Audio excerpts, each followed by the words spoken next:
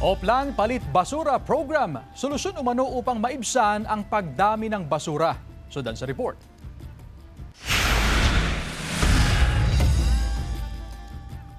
Kaliwat kanan ng pasanin sa baha. Kadalasan, mga itinatapon na plastik kung saan-saan ang itinuturong dahilan, lalo na pag bumabara sa mga estero. Sa bayan ng Alakapan sa Cagayan, umaga pa lang, ito ang eksena. Bitbit ng mga residente ang mga sako-sakong plastic bottle, mga supot ng chichirya at iba pa. Hindi para itapon kundi ipapalit sa bigas at ilang grocery items. Ito ang Oplan Palit Basura na programa ng lokal na pamahalaan. Per kilo ang palitan. Sa 1 kilong plastic wrapper o di kaya plastic bottles, may bigas at grocery items ka na. As per record siguro ng every year kasi yung kwan namin, estimate namin nasa 5 tons po yung basura na.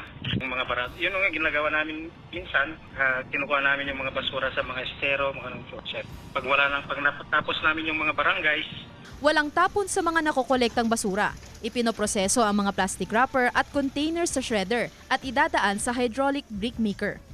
yung sa bricks naman po sir, ginagamit namin sa pagpapaganda ng mga schools, mga nursery schools. Pag magre-request po yung mga DepEd, bibigyan po namin sa... Mainam na rin daw na kahit ang mga bata ay natututo rin sa proper waste disposal and segregation.